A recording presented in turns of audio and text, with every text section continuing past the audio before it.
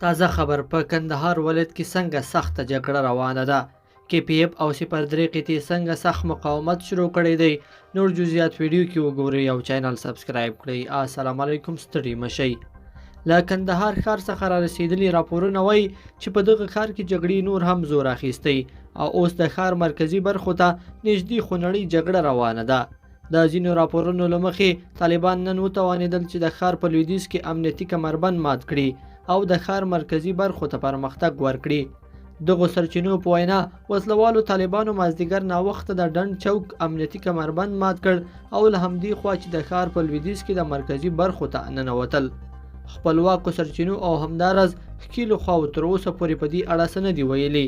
په دې اړه لا هم کوره معلومات نشته چې اوس جګړه دقیقاً د ښار په کومه ساحه کې روانه ده. یوې سرچینې تان ته وویل چې د شهیدانو بچو کې جګړه روانه ده. د کندهار میرویس روغتون ته په تیرو 40 ساعتونو کې د جګړې له بېلابېلو سیمو څخه 15 مړي او 54 ټپیان وړل شوي دي چې 15 ملکیان دي. همداراز نن له هرات څخه د سختو جګړو راپورونه ورکول کیږي.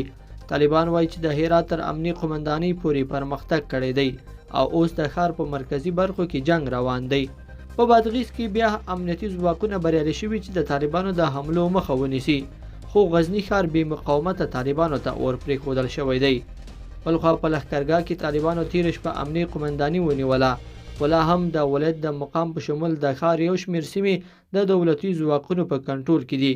له لوګر څخه هم خبرونه وایي چې طالبانو خپل خوځښتونه زیات کړي، خو د کومې سیمې د لاس په لاس کېدو په اړه تر اوسه پورې څه نه دي ویل شوي. لیدونکو په دې هیله چې دا مطلب به مو تر پایه لیدلی وي. که مو دا ویډیو خوښه شوې ویډیو لایک کړئ او چینل سبسکرایب کړئ. تر بیا ښه وخت.